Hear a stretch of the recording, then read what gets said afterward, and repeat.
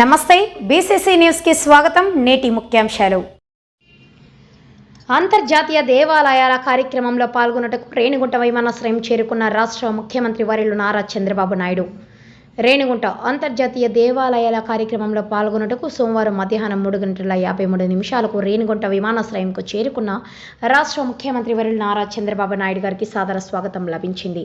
Revenue శాఖ మంత్రి మరియు జిల్లా ఇన్ఛార్జ్ మంత్రి వర్యులు Anagani Satyaprasad, TTD EO Syamalarao, additional EO Venkaiah Chowdary, డిపిషోజీష్ బాస్పల్, చిత్తూరు పార్లమెంట్ సభ్యులు దుర్గమల్ల ప్రసాదరావు, జిల్లా కలెక్టర్ వెంకటేశ్వర్, తిరుపతి జిల్లా SP Harshavardhan Raju, joint collector Shubham Bansal, Chandragiri, Srikalahasti, సూర్లూరుపేట Satyavedu, Chandragiri, Nagari, Puthalapattu, Gangadhara Nellore, ఎమ్మెల్యేలు పులవర్తి నాని, వెంకటమణి ప్రసాద్, బొజ్జాల సుధీరెడ్డి, నెలవల విజయశ్రీ, కోనేటి ఆదిమూలం, కొరుగండ్ల రామకృష్ణ, భానుప్రకాష్, మురళీమోహన్, విఎం థామస్, మాజీ MLA Sugunamma, Tirupati deputy mayor RC Munikrishna, Srikalahasti RDO Bhanuprakash Reddy, Telugu Desam, BJP, Janasena party నాయకులు, ప్రజాప్రతినిధులు, అధికారులు ముఖ్యమంత్రికి స్వాగతం పలికారు. అనంతరం టెంపుల్ కనెక్షన్ సంస్థ ఆధ్వర్యంలో తిరుపతిలోని ఆశా కన్వెన్షన్ సెంటర్ నందు జరుగుతున్న అంతర్జాతీయ దేవాలయాల సమావేశంలో పాల్గొనడానికి రేణిగుంట విమానాశ్రయం నుండి రోడ్డు మార్గాన బయలుదేరి వెళ్లారు.